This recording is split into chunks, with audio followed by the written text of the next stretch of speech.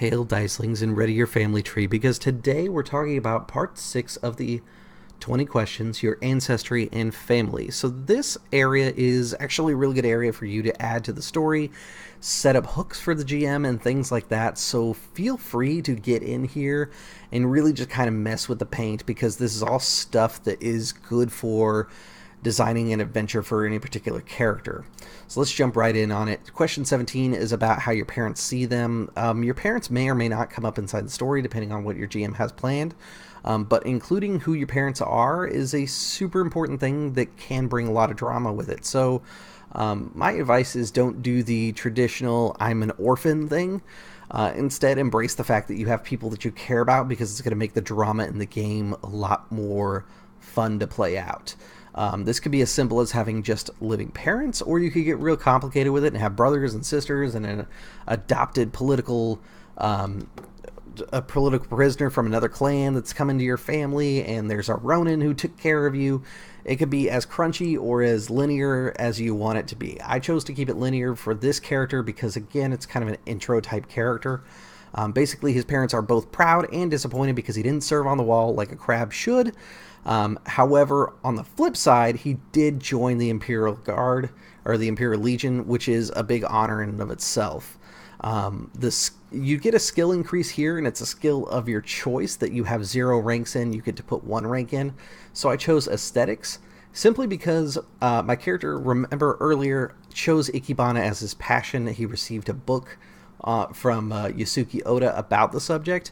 By selecting the skill, it allows me to actually have a skill rank when I go to roll to do flower arrangement inside the game, rather than just focusing on my rings and hoping for the best. The next bit here is talking about who you were named to honor. This is kind of an ancestor in the past that maybe a person of legend or a person of good stature within historical reference. The cool thing about this is there is a wiki with a bunch of old lore canon inside there. You can totally steal somebody from there.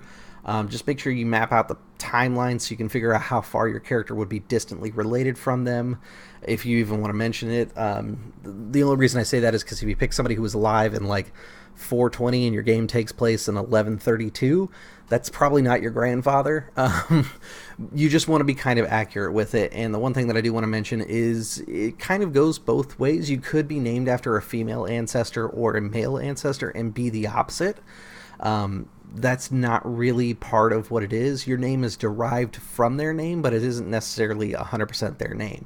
So this character is Hida Hotaru, who, looking at the old lore, there was a battle called Battle of the Tortoise, which involved the Crab Clan, which is part of the reason I looked into it, and I really liked what happened.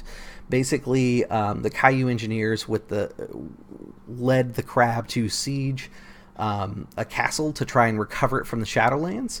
And it was a horrific battle that a lot of people died, and basically any engineers that made it through the battle were named Siege Masters afterward, which started the Siege Master School.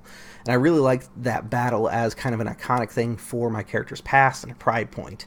So my character, they were named for Hida Hotaru, who was posthumously named Caillou Siege Master. In my head, the idea is that when the Caillou were named Siege Masters, they all came up for the ceremony except for Hotaru, who was sick inside the infirmary, and she died during the ceremony. So she had technically lived through the battle, and she had earned the right of being a Siege Master, but she never actually got the ceremony to be called a Siege Master.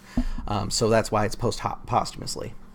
And then the next part is you roll for your lineage. If you check out page, 96 here, there is a little chart, and how this is going to work is you're going to roll on this chart first, the first 2 rows here, and whatever results you get, that's going to give you a category and some modifiers. So the one I got was number 2, which is Glorious Sacrifice, and what my modifiers were is it increased my honor and glory by 5 each. That's something important to note. The way that I noted it was actually not on here. Let me put that on here. So I apologize for everybody.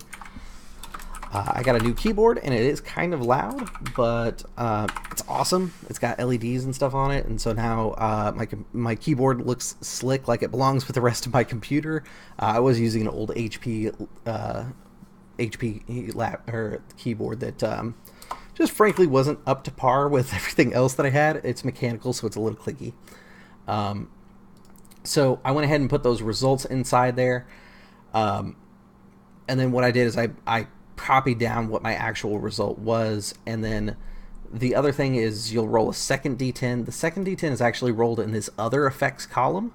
I rolled a 6, so a set of armor went missing during that battle, which means that there's a set of crab armor that belonged to my ancestors that is probably in the Shadowlands still. There's probably like an Oni that ran off with it, or a goblin or something like that, which is actually a super easy plot point for a GM to pick up and use right away.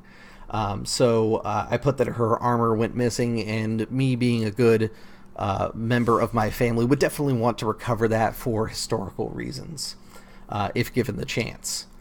The cool thing about this is, that there's, the cool thing about this is right here. Once you have your heirloom, you get to choose one quality, and the GM chooses one quality. Since I am both the GM and the player in this, I hadn't done that part yet, but this would be something you discuss with your GM and say, hey, I really like the quality sacred, and the GM goes, okay, well, I really like the quality broken, and those two qualities get applied to the item itself. So if we went with that example, it's sacred armor that's broken in the Shadowlands. I don't know exactly where the heirloom is, but I could later reclaim it during the campaign. See, it's already built in there. They intend for you to use this as a plot hook, so definitely use the tools you have available to you. The next bit is asking about your character's personal name. Basically, personal names are derived from who you're named from, so I went with Hida Moshibaru, which is the ARU off of Hotaru being reused. That's kind of the idea for it. Inside this question, it can be a little confusing because if you look here, it talks about how this is the name that's recorded in your family register and replace the one that you used as a child. Typically, you're named with your clan name using an appropriate honorific, and then close associates may simply refer to you as your personal name. They use the kind of traditional Asian Japanese naming structure of clan name or last name, then first name or personal name. So Hida is my clan name, and Moshibaru is my personal name. I also would have a child name. I didn't include it inside here, but most likely it would be what my character's birth number is. If you look on the wiki, there's a bunch of easy examples inside the naming convention, so it talks about that. Like if, for example, I was the second son, I would be Jiro as a child, and then I would take an actual name as an adult. It's just part of the structure of the society in there. Another thing that tends to happen is children get nicknames based upon like their physical capabilities. So you might be named for example, the word for hare because your character was fast like a rabbit or a hare. So there's a lot of easy names that can come up in here. If a character ever gets their child name used inside a social situation, it's considered a faux pas. However, it does sometimes happen with people that you grew up with that haven't seen you in a long time, that only really recognize you by your child name. And it is also used as an insult. So context really matters. Make sure you clarify that when it comes up, or if you choose to use it. That way everybody understands where you're coming from. The last bit here is part 7, which is about death. We'll go over that last, and then we'll build a character sheet. I'm actually going to do those two as one video just to make it easy, because that's only going to take a few seconds to touch on, because it's, again, building personal story, and it's going to vary with each character you make. So with that said, guys, thank you for tuning in, and I'll see you at the gaming table.